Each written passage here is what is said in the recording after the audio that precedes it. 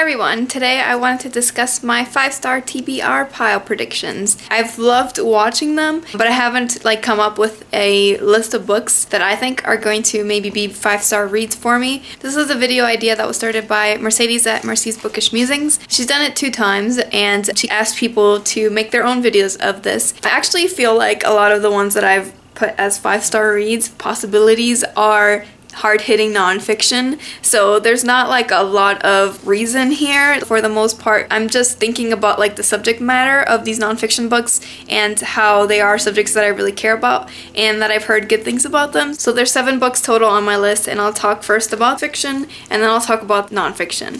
So the first book that I have on here is The House of the Spirits by Isabel Allende. I've never read anything by Allende, but I feel like she is one of the most well-regarded Latin American authors. I feel like everything that I have heard about The House of the Spirits has been positive, so that's why it's on my TBR pile. I want to get more and more into Latin American authors and magical realism that they explore. It's something that I feel like is very often used in their writing, and I always like it a lot. The next fiction that I have on here is Big Little Lies, and this is a book that I've been meaning to read for so long, especially after loving the TV show. And it's also a book that I have been pleasantly surprised by how many people I know have rated it a full 5 stars, and that includes a really wide range of readers, not people who necessarily read books like this all the time. So I feel like I'm likely to rate it 5 stars like them, and that's why I have it here on my list. The last fiction book that I have on here is Human Acts by Kang. I read The Vegetarian this year and it was so close to 5 stars for me. I gave it 4.5 stars,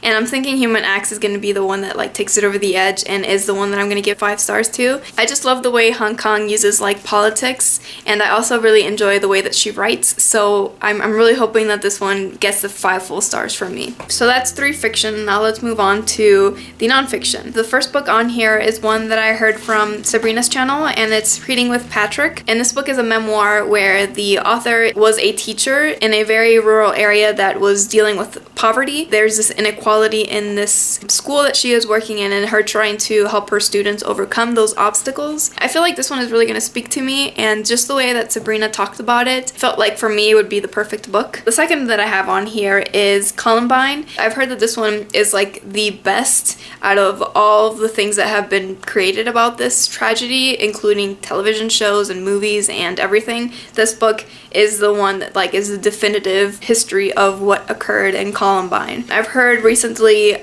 Stephanie from That's What She Read really enjoyed it, and even her husband enjoyed it, so I feel like this one has a mass appeal and could leave anybody that reads it with a lot to think about. The third nonfiction book that I have on here as a possible 5-star read is Memory Reaped by Jesmyn.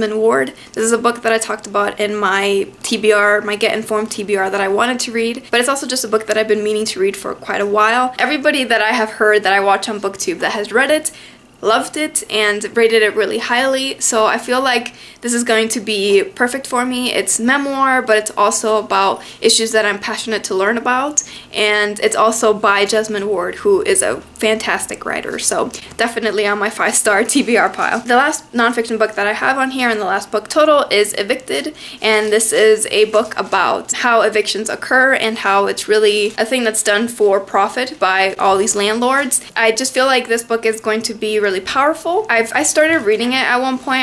I was listening to it on audiobook, but I wasn't paying as much attention to it as I feel like I should have.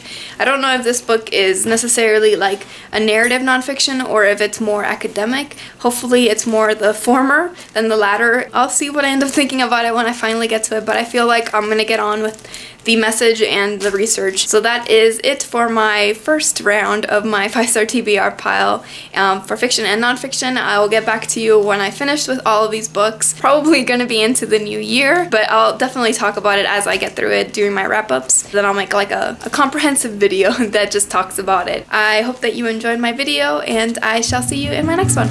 Bye-bye.